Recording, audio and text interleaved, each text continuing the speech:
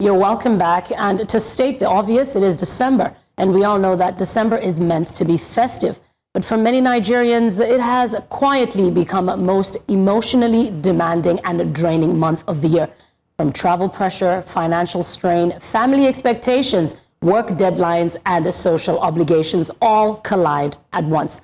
The result is exhausting, masked as celebrations, anxiety hidden behind laughter, and a deep sense of overwhelm that often goes unspoken. In a country where reliance is worn out like a badge of honor, burnout is rarely acknowledged, yet the signs are everywhere. Oh yes, indeed, those signs are indeed everywhere. So to help us navigate the stresses of dirty December, or maybe not, we're joined by Dr Maymunah Kadiri, Psychiatrist-In-Chief at Pinnacle Medical Services, who has worked extensively on stress, mood disorders, and also emotional well-being. Doctor, you are welcome. Thank you very much for honoring our invitation. Doctor, what's your December like so far? Stressful? Thank God, as in Nigeria, I have to start with that statement so that it can be very relatable, right? Yes, indeed. Yes, Thank God we've reached the month of December, because that's the most important thing.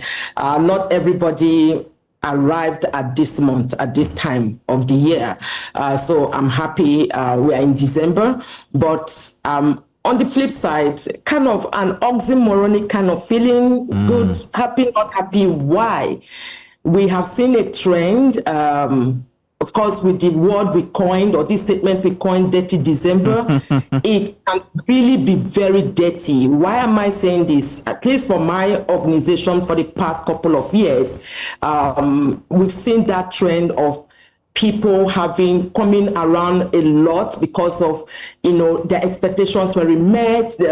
They feel they are burnt out. Some of them, unfulfilled, unaccomplished. So we have increase in the rise of anxiety, depression, burnout, poor sleep.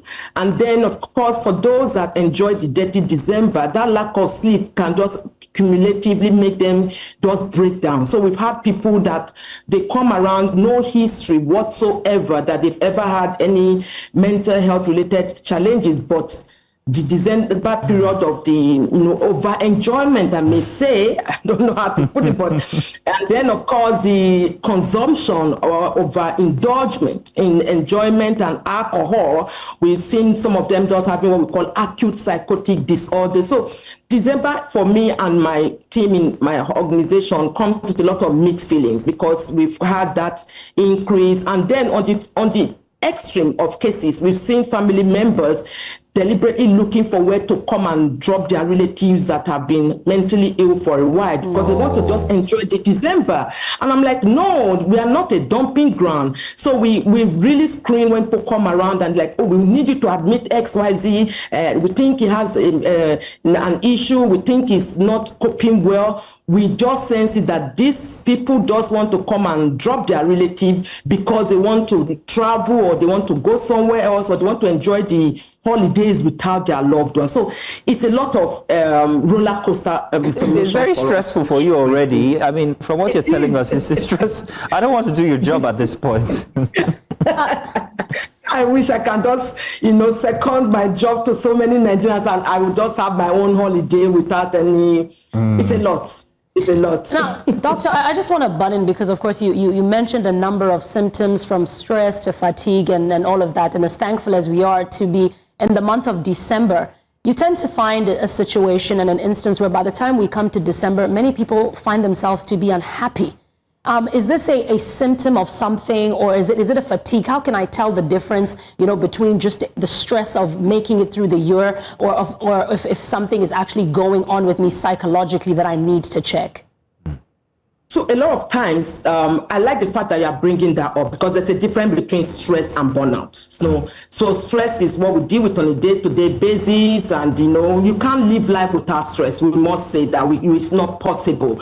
And when people say avoid stress, I always laugh, because even when you are sleeping, you are stressing. Why? Because your heart is pumping the blood that's going around your whole system. Your brain is functioning. Your lungs have to function for it to breathe well. So you just have to make stress your ally, right? But when it is cumulative, unattended to, and it's persistent, That's where burnout comes in. And some people are already burnt out, they don't even know. You will see people making statements like, I don't really care. Let this year just come and end, let me go. And things that should, make people show some level of emotion. They are just flat, they have what we call flat affect. They don't even bother, they just like shove it off as if it is normal. They just normalize things that are not okay. So there are a lot of people that are already burnt out, and you will see that in this holiday festive period, we have the different signs of burnout, especially when it comes to signs of burnout, especially when it comes to people that have worked all through the year, whether you are a homemaker, in whatever form. So the physical signs are there, the emotional signs are there, and of course the behavioral. So when you see people that are constantly complaining about headaches, back pain, fatigue, not sleeping well, those are major physical signs you can people exhibit at this point when they are burning out. Then, of course, emotional signs are they are irritable, they are easily angered, they just flare up for some very minute, mundane reasons that you're like, what's happening to this individual? Then, of course, the anxiety, the mood swings, happy now, not happy, the following moment, and all that. Then, of course, they feel emotionally numb. And that's when I was talking about people just making statements, even things that should evoke emotion, they are not showing it. Then the behavioral. A lot of times, these are the things people see. The behavioral, you see them, they withdraw. It's time for us to go for this program or this whatever you are paid for. You have the ticket. So, you know what? I'm tired. I'm not going again. I'm not doing again.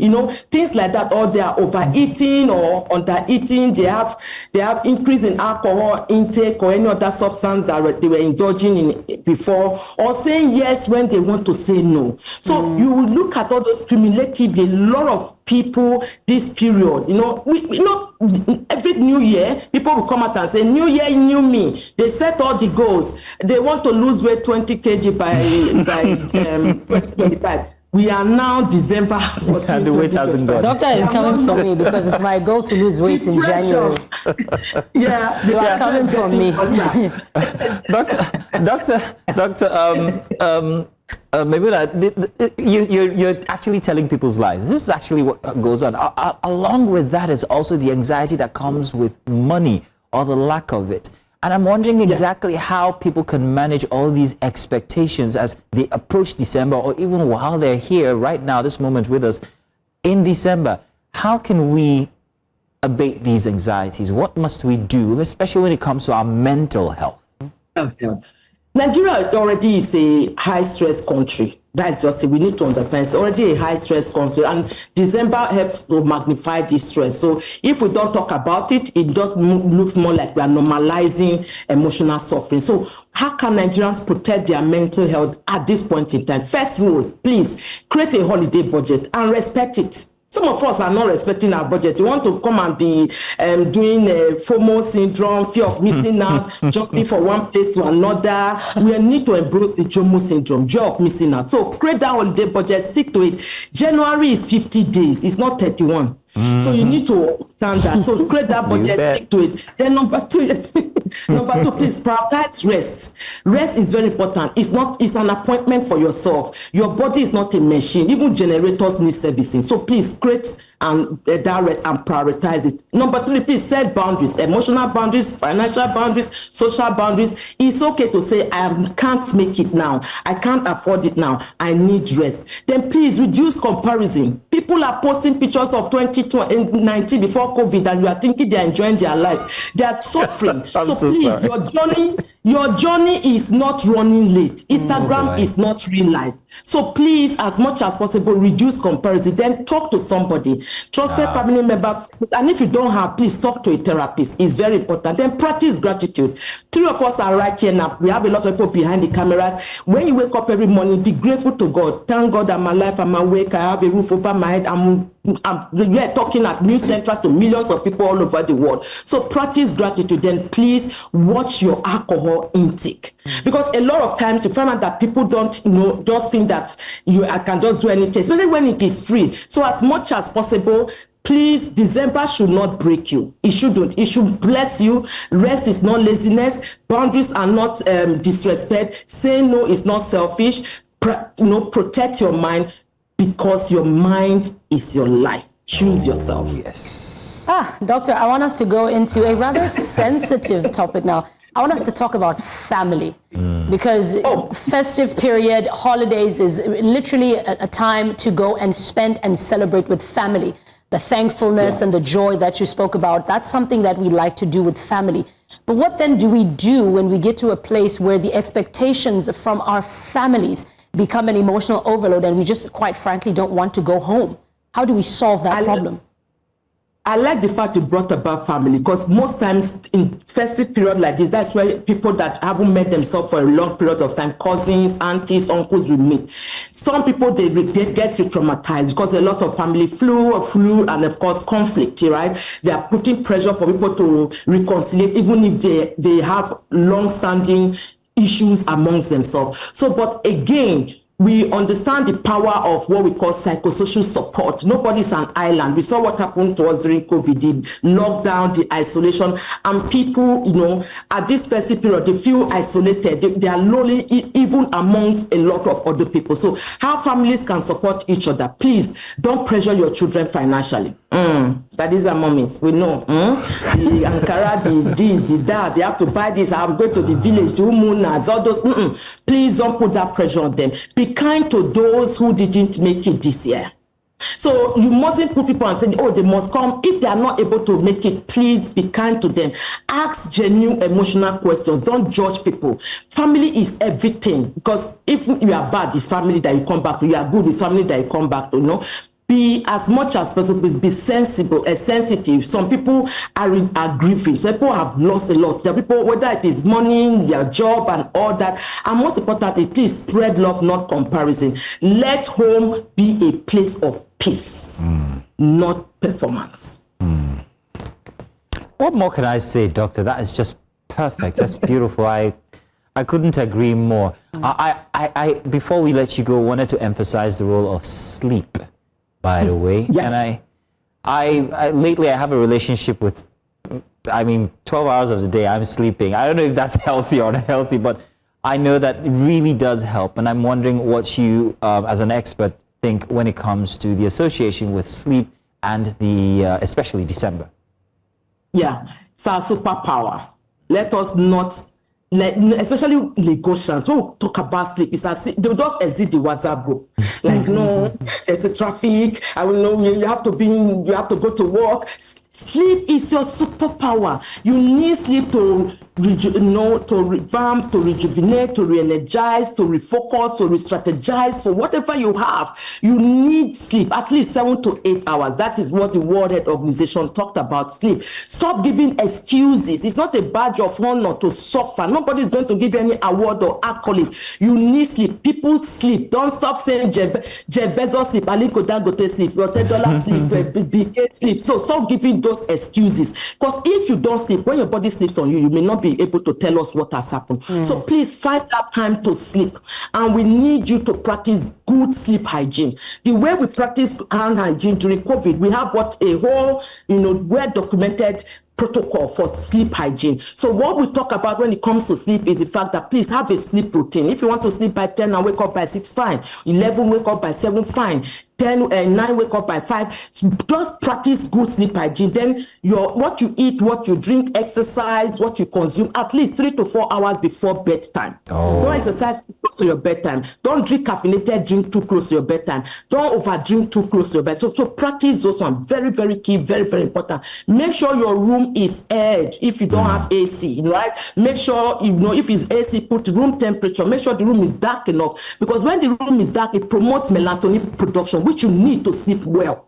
So bedroom shouldn't be TV rooms. Take out the tablets, phones, the laptop, all those things, take them out. They have blue light and they do not aid sleep. So make sure the room is quiet enough, clean sheet, clean room, web, no air, and of course that all these protect sleep. And if you promote sleep, rather, and if you go back to go to bed and you do not sleep in the next 20 to 30 minutes, stop tossing and turning on the bed. You're just making that part of the bed hot. Get up, go shower, take something hard, like a hardcover book, and read Bible, Quran. I didn't say you should go to your phone or your laptop and all that, and then you can come back to bed and sleep. I didn't say go and eat, or go to social media, because you can just be dumb strolling before you know it's after 3-4 hours you are there.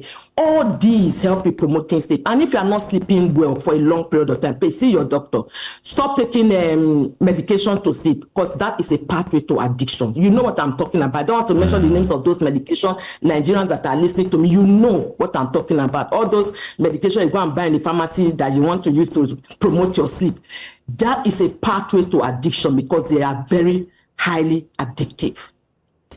Dr. Maymunah, I can't thank you enough. I've been listening to you. It's like, it sounds very familiar. It sounds like my mom. But these are advice that everyone should take. It is very, very important, Dr. Maymunah. Thank you very much. December should not cost people their peace. Rest is not weakness. And setting these boundaries and setting these little, that you've explained here, they're very, very good. Thank you very much, Doctor. We couldn't agree more with everything that you said. And have yourself a very beautiful December.